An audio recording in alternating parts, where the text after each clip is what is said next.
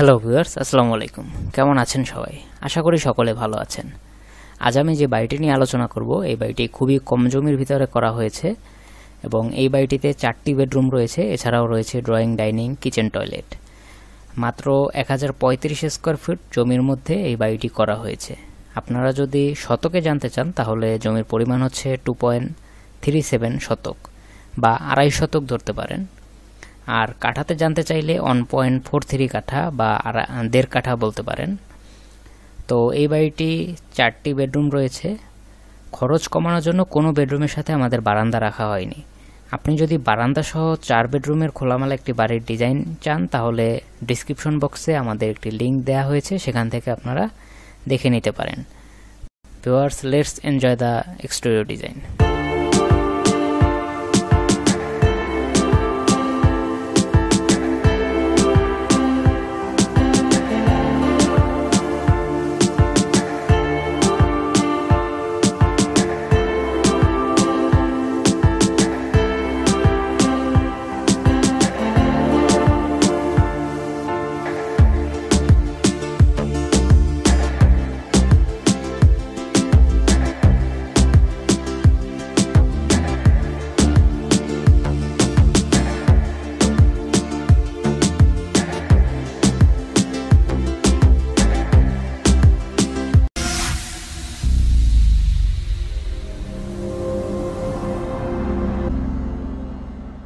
তো ভিউয়ার্স, এবার আমরা রুম মেজারমেন্টগুলো দেখে নেব।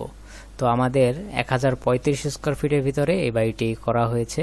তো পোর্টস, সামনের যে পোর্টসটি দেখেছেন এই পোর্টসটি বাদে ধরা হয়েছে। পোর্টসের জন্য আলাদা আরও 60 স্কোয়ার ফিট আপনারা যোগ করতে পারেন। আপনারা চাইলে পোর্টসটি বাদও দিতে পারেন, আবার চাইলে পোর্টস করতেও পারেন। তো এটা হচ্ছে অপশনাল। তো আমাদের প্রথমে বাড়ির প্রবেশেই রয়েছে পোর্টসটি হচ্ছে 10 ফুট বাই 6 ফুট। তো প্রবেশেই প্রথমে আমাদের রয়েছে ড্রয়িং ডাইনিং। তো ড্রয়িং ডাইনিং পাশে আমাদের 10 ফুট আছে এবং লম্বায় আমাদের 22 ফুট 9 ইঞ্চি আছে।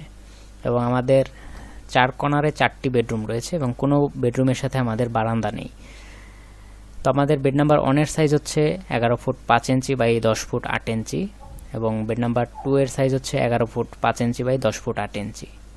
এবং অপর দিকে আমাদের bed number 3 11 foot 5 inch by 10 foot 8 inch এবং bed number 4 11 foot 5 inch by 10 foot 8 inch. তো 4টা বেডরুমের মাপ আমাদের সেম রাখা হয়েছে এবং আমাদের বেড নাম্বার 2 এর সাথে অ্যাটাচ টয়লেট রাখা হয়েছে এবং 4 এর সাথে অ্যাটাচ টয়লেট রাখা হয়েছে এবং কমন টয়লেট আমাদের সিঁড়ির নিচে 4 ফুট বাই 7 ফুট রাখা হয়েছে। তো আপনারা চাইলে সিঁড়ির নিচে টয়লেট বাদ দিতে পারেন, তাহলে আপনাদের 50,000 টাকা সেভ হবে, যেহেতু আপনাদের এখানে 2টা টয়লেট আছে। একটি আপনারা অ্যাটাচ টয়লেট এবং একটি কমন টয়লেট হিসেবে ব্যবহার করতে পারেন। এবং এ পাশে আমাদের কিচেন রয়েছে আর কি, 10 ফুট বাই 6 ফুট। তো এখান থেকে কিচেন থেকে আমাদের বের হয়ে যাওয়ার জন্য একটি দরজা রাখা হয়েছে।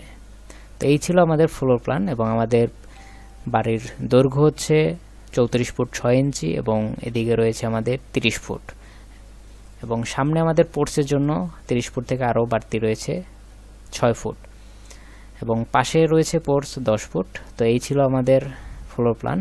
তো এবার আমরা খরচ হিসাবটি জেনে নেব।